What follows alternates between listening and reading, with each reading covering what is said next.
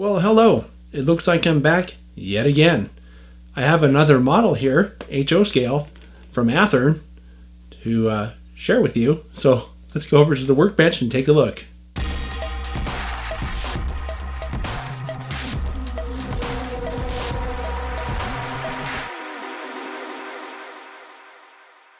Alright, so here's what we're looking at today. It's an HO scale Southern Pacific SD45T-2.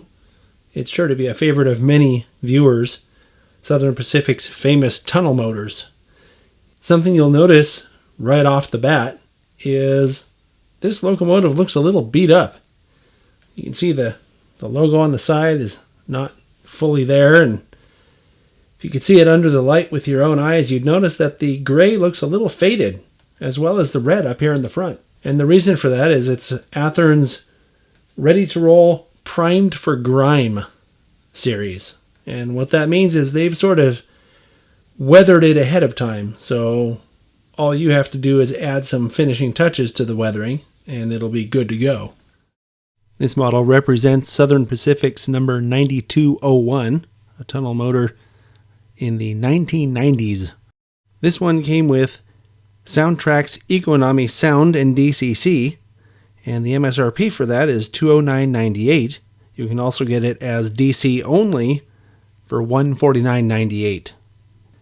Athearn lists an 18-inch minimum radius and a recommended minimum of 22 inches. So it will work on 18, but it's really made for 22-inch or higher radius curves. One of the really cool things Athearn has done with this model is they redesigned the rear truck so that the gear tower is not quite as visible back in this grill area back here. In the old ones, the gear tower really was visible back there, and they've designed it so that more of the gears are closer to the front of the truck and less of it's over here over the middle of the truck. So that right off the bat is a huge improvement over where they were before.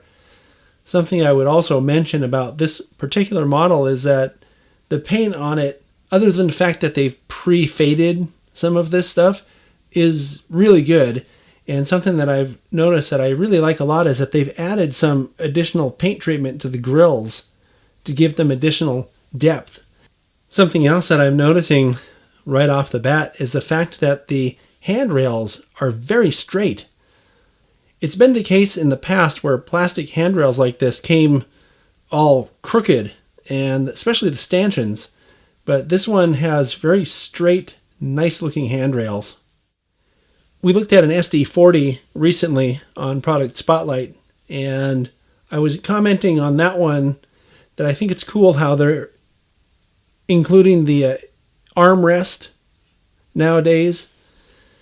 And there are a lot of other details that are very delicate, like looking at how thin the handrails are, and it has separately applied wire grabs and separately applied parts up here on the roof, which we'll look at a little more closely in a minute.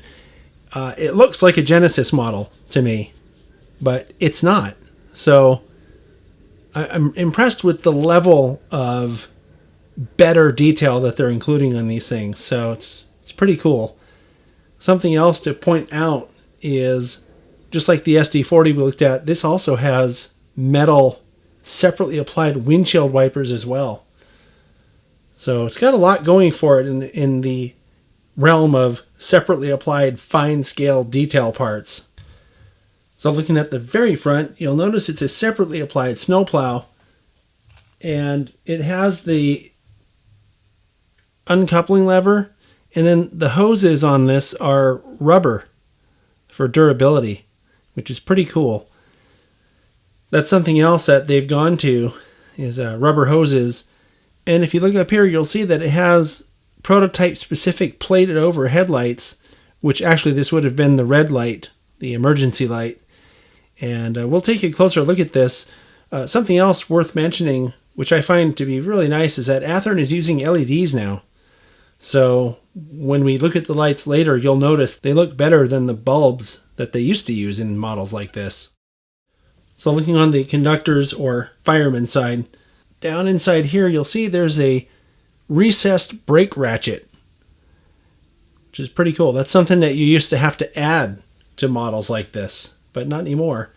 And something else they mention on the website is that these models have things like speed recorders attached to the trucks where applicable. So something else I didn't mention, but I will mention now, is that they have a whole bunch of different tunnel motors. They have, I think I counted something like 6 or 8 different Southern Pacific ones alone, and then some other road names as well. So looking at the side itself, this would be a good time to point out the extra little toolbox here. And if you tip it up, you can see down here it has separately applied air reservoir. Little details picked out here with the red paint. Looks really good. It's not a ton of undersill detail, but it looks good. And something else that you'll notice if you look at it is that the jacking pads are also present. Okay, there's 4 jacking pads, 2 on each side. That's something else that you might have had to add if you bought this or a similar model to this, 10 years ago or 15 years ago.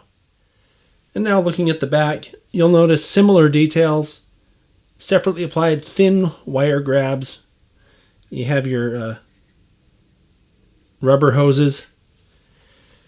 Very nice job, and just everything's very to scale. The chain there in the middle is not real. That's not an actual chain, but it looks like it is. I'm doing this slow zoom to show you how good the fans look and the exhaust. Those look like photo etched grills on the fans. And also from this angle you can see the paint treatments on the various grills, including the exhaust. That makes this look like it's been out running on the railroad. And finally, we're going to take a look at the roof detail here on the cab, just to show the separately applied bell, horn, antenna, and the beacon. Alright, so my favorite part of these kind of spotlights is always to do the test. So I love to run these things on my test track. So let's give this thing a run and see how it does.